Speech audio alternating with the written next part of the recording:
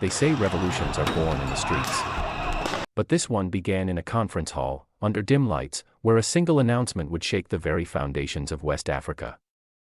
In Gambia, behind polite smiles and diplomatic handshakes, ECOWAS confirmed what they had postponed for decades: the ECO, their long-promised single currency, will launch in July 2027.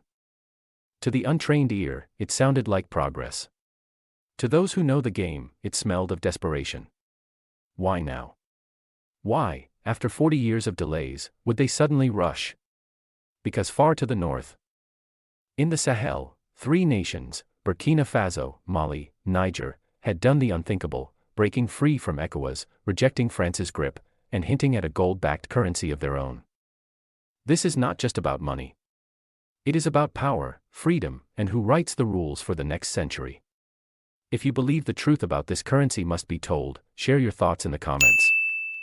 In the closing session of the Sahel Governance Forum, Dr. Omar Al-Luturi stood tall, his voice calm but heavy with intent. Leaders have taken the decision to launch the single currency in 2027.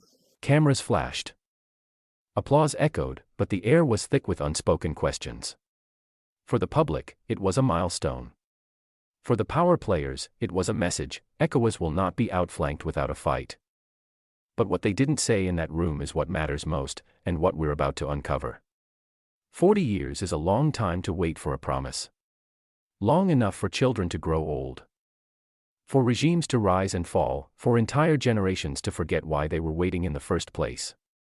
Yet here we are, ECOWAS, after decades of missed deadlines, announcing that in July 2027, the ECO will finally be born. But let's rewind.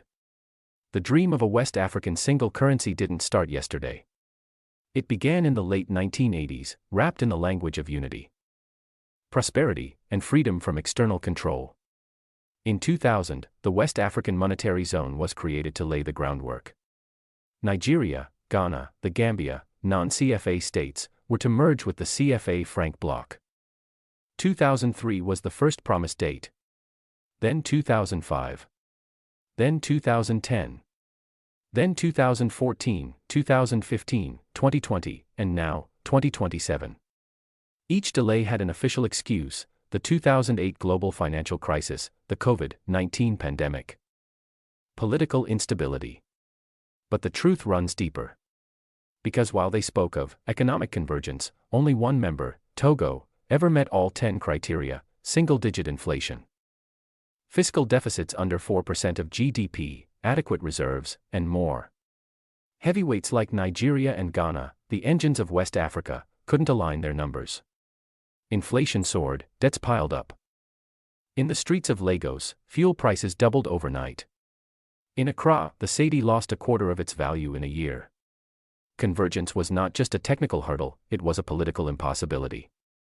And politics is where the game truly lives. A single currency demands trust that the largest economies won't dominate the smallest, that fiscal discipline won't be a punishment reserved for the weak, that the rules apply to everyone. But ECOWAS's history of selective enforcement, turning a blind eye to some deficits while punishing others, shattered that trust long before the ECO could be minted. In the United States, the idea of 50 states sharing the dollar works because there is one federal treasury, one fiscal authority, one Congress to enforce rules equally. Imagine if Texas could print its own dollars. Or if California could ignore Washington's debt ceiling. That is the chaos ECOWAS has been wrestling with, without the tools, without the trust, and without the political will to fix it. So why, after 40 years of excuses, the sudden rush? Because the AES broke the script. Burkina Faso, Mali, and Niger didn't just walk away from ECOWAS, they ripped out the pages of the rulebook and set them on fire. They spoke of gold-backed currencies, of keeping reserves at home, of ending the CFA franc entirely. And people listened. Not just in Ouagadougou or Bamako, but in Dakar, Abidjan, and even Lagos. For ECOWAS, this wasn't just about losing 3 members. It was about losing the narrative. And in geopolitics, losing the narrative is how you lose everything. Now, the July 2027 date is no longer just a milestone, it's a race against the clock. To prove that ECOWAS is still relevant. To prove that the ECO will not be just another version of the CFA franc wearing new clothes. to convince 400 million West Africans that this time, the promise will be kept. But trust, once broken, doesn't come back with a press conference. It has to be earned. And the question echoing from the streets to the halls of power is this: can ECOWAS earn it in time? If you have ever waited for a promise that kept slipping away, you know the feeling. It's more than disappointment, it's a wound. And sometimes, wounds don't heal unless something radically changes. If you've ever been in that place, tell us in the comments. Because the people of West Africa are living it right now. They didn't just leave the table. They walked out with the winning hand. On January 29, 2025, Burkina Faso, Mali, and Niger slammed the door on ECOWAS. A year earlier, they had formed the Alliance of Sahel States, AES, not as a loose cooperation, but as a declaration of independence. Military, political, economic. And in just months, they did what ECOWAS had failed to do in decades: act. The first move was security. A joint military force. Trained and armed with help from partners beyond the West, capable of striking at insurgencies that had plagued the Sahel for years. No waiting for authorization, no begging for peacekeeping missions that never arrived. When villages called for help, AES soldiers showed up, not in weeks, but in hours. Then came mobility. The AES passport: 3 nations, 1 document, free movement across their borders. Traders in Niamey could drive to Bamako without a single checkpoint. Families separated by colonial borders could reunite without paperwork nightmares. ECOWAS had promised such freedom since 1979. AES delivered it in less than a year. Symbols followed: a shared flag, a shared anthem. To outsiders, these might seem cosmetic.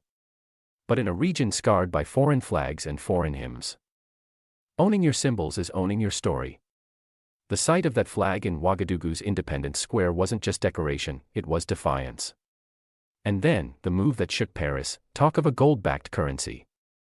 Captain Ibrahim Traoré, the youngest head of state in the world, proposed using Burkina Faso's gold reserves to underpin a new AES currency. General Abdourahmane Tiani of Niger called it the first step toward breaking the last chain of colonization. Gold, not paper promises. Reserves stored at home, not in the vaults of the French treasury. In the United States, this is the equivalent of a state refusing to use the Federal Reserve's dollar and minting its own currency backed by Fort Knox. It's not just an economic policy, it's a revolution with numbers and vaults instead of rifles. For France, the implications were terrifying. The CFA franc was more than a currency, it was a pipeline. Pulling billions from African reserves into Paris's economy. Cut that pipeline, and you cut France's leverage. AES was not just threatening to close the valve, they were building an entirely new system. The ripple effects went far beyond the Sahel. In Senegal, street vendors debated whether their country should follow suit. In Côte d'Ivoire, whispers in cafés wondered if the CFA's days were numbered. Even in Nigeria, outside the CFA zone, the idea of a gold-backed West African currency stirred questions about sovereignty. ECOWAS leadership understood the danger. If AES's model succeeded, security on their own terms, mobility without red tape, and a hard currency immune to Paris's manipulation, it would expose ECOWAS's decades of inaction. Worse, it would make the ECO irrelevant before it even launched. This is why the ECO's July 2027 date isn't just about economics, it's about political survival.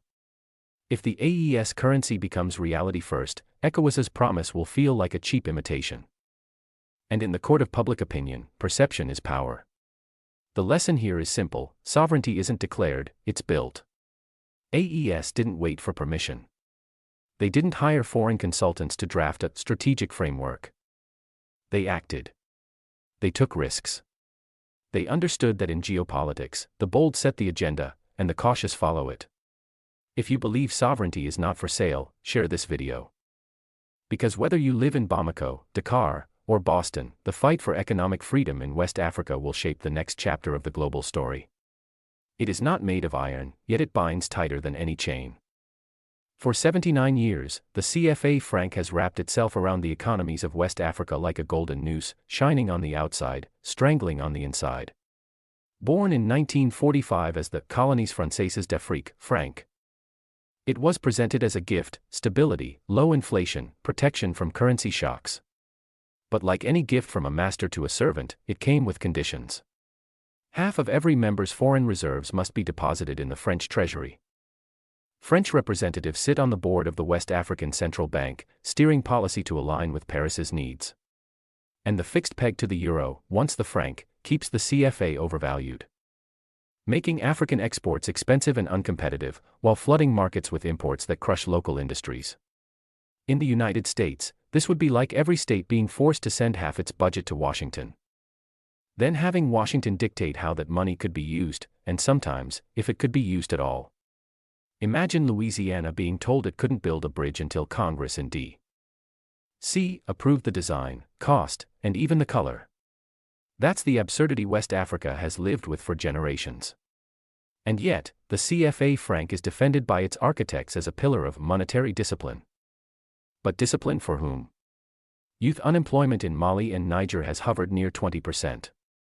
Burkina Faso, rich in gold, has seen GDP growth limp along below 3% in recent years.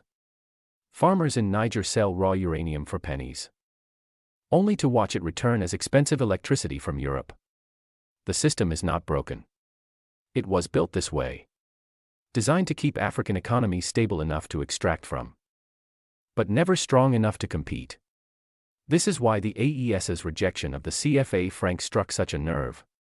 It was not just a financial decision, it was a declaration that the master's key no longer fits the lock. It told Paris, your vault is no longer ours. It told West Africa, we will not store our future in another nation's basement.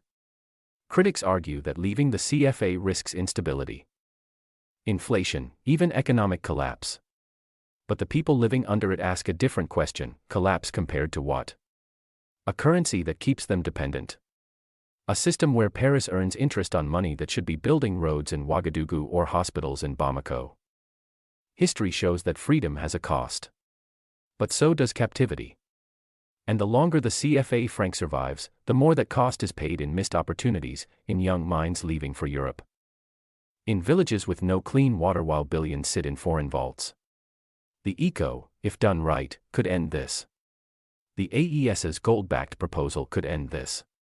But only if they are built for the people, not for the comfort of foreign investors.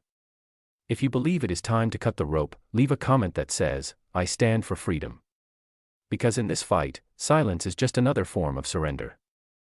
What if the new chain looks nothing like the old one, but works exactly the same? The ECO is sold as a fresh start, a break from the CFA franc's colonial past. But buried in the fine print, in the quiet corners of the negotiations, is a troubling possibility: the ECO's early years may still be pegged to the euro. The same peg that kept the CFA franc overvalued, the same peg that made Paris the silent gatekeeper of West Africa's trade. If that happens, what changes? The color of the notes? The name on the bills? Or will it still be the same pipeline, money flowing out, sovereignty bleeding away, just hidden behind a new logo? We've seen this play before. In politics, in business, even in sports, when a team rebrands without changing the roster, the results stay the same. In America, it's like repainting a losing football team's uniforms and expecting them to win the Super Bowl. Image without substance. The ECO could be different. It could be the tool that finally cuts Paris out of the loop. But only if ECOWAS seizes the moment, ends the reserve deposits in France, removes foreign oversight from its central bank, and builds monetary policy around West African realities, not European convenience. And here is the twist: the AES knows this. If ECOWAS stumbles, if the ECO turns out to be just a CFA franc 2.0, the AES will present its gold-backed currency as the real liberation. In the eyes of the people, perception will become reality. And once that shift happens, no summit, no speech, no rebranding will bring ECOWAS back. The battle is not just between two currencies, it's between two visions of the future. One still tied, however loosely, to the structures of the past. The other trying to build a foundation no outsider can control. If we do not ask the hard questions now, about the peg, about the reserves, about who holds the keys, then we should not be surprised when, years from now, we wake up and realize nothing has changed except the name. And by then, the real chains will be harder to see, and even harder to break. In the end, this is not just about currency. It is about the dignity to decide our own fate, the courage to stand when standing is costly, and the vision to see beyond the next election. The next quarter, the next deal. The ECO and the AES currency are more than paper, they are mirrors reflecting who we are, and who we refuse to be. West Africa stands at a crossroads. One path continues the cycle, dependence dressed as partnership. The other demands sacrifice now for freedom later. The choice is ours, but history will remember what we chose. If the spirit of Sahel, the defiance of AES, and the dream of a sovereign West Africa touch you, then do more than watch. Like, comment, subscribe, be part of the voice that refuses to be silent. Because the world will not hand us freedom. We will have to take it and keep it. Together.